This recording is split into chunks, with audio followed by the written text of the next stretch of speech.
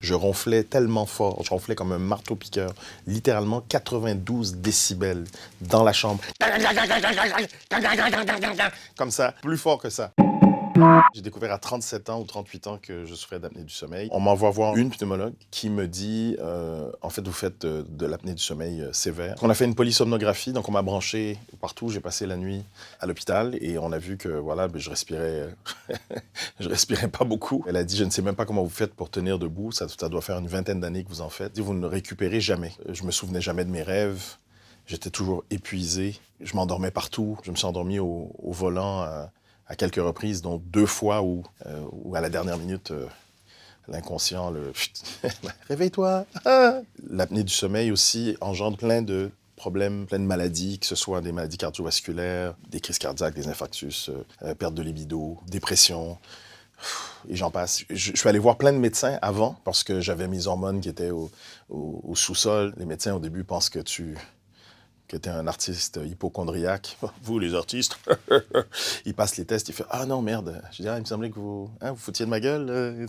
Oh non, vous savez, connard. » Comme ça a un impact sur ta libido. Tu comprends pas ce qui t'arrive. Tu passes d'une bonne libido forte, où t'es prêt tout le temps, tu peux y aller, à « J'ai plus envie ». Le corps, il fait de quoi? Hein? Hein? Et il n'y a rien qui se passe. On pense qu'on fait une dépression, donc on nous prescrit des antidépresseurs et qui augmentent alors ton apnée du sommeil. T'es moins vif d'esprit. Plus jeune, je peux suivre 8 conversations à table en même temps. T'as dit ça tout à l'heure, hein? T'as dit ça? Oui, je t'ai entendu. T'as dit ça? Je suis pas d'accord. À la fin, où je demandais aux gens de répéter tout le temps, je trouvais que j'étais devenu bête. Tu perds ta confiance, tu perds l'inspiration, tu perds tout parce que tu dors pas. Et c'est facile d'abuser de toi. Et c'est ce qui m'est arrivé aussi. Il y a des gens qui ont abusé de cette confiance parce que tu es comme ça et je vais m'en occuper. Laisse-moi m'occuper de tout, je m'occupe de tout. Puis... Et voilà, ils se sont occupés de tout, effectivement. Et je ronflais littéralement comme un marteau-piqueur. 92 décibels de ronflement.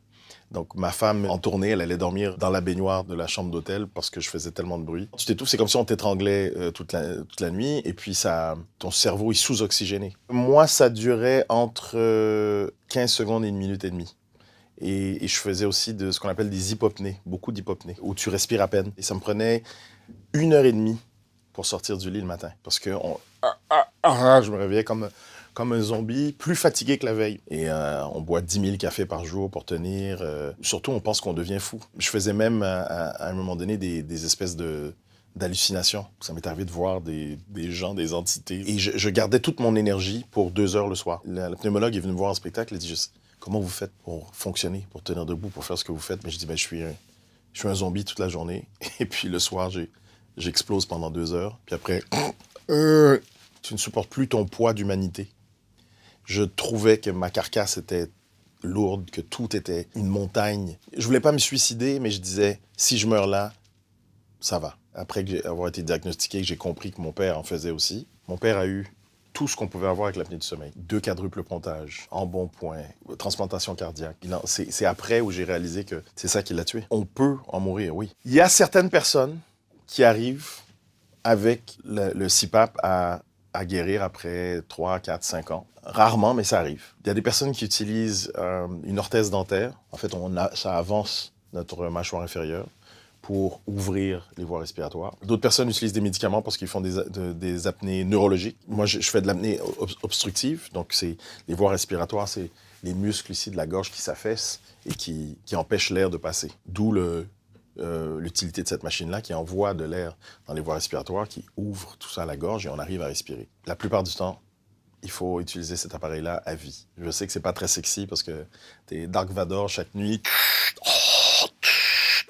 Chérie, je t'aime. J'ai envie de toi. La coquetterie, on met ça de côté parce qu'on se sent tellement mieux avec. Comme bruit, c'est un... Ah, on n'est pas loin de la mer. Genre plus du tout. Sauf quand j'ai pas mon appareil. Quand j'ai pas mon appareil ou dans l'avion. Hey, bonjour. Oui, tout va bien. Non, Et je me bats pour ça aussi au Québec. Je suis porte-parole de l'Association pulmonaire québécoise. Le gouvernement avait promis de prendre en charge les CPAP et les BIPAP, tout ça. Et puis, ils n'ont pas tenu leur promesse jusqu'à maintenant. Il y a une partie de ma vie qui m'a échappé. Ça a été un deuil à faire aussi, ça. Je dis, je suis passé à côté de plein de trucs où j'aurais eu plus d'énergie, j'aurais fait beaucoup plus de choses. Donc, si tu ronfles, si tu arrêtes de respirer, si tu es toujours épuisé, si tu es toujours en train de boire du café toute la journée, si tu as pris du poids que tu n'arrives pas à perdre, va te faire diagnostiquer.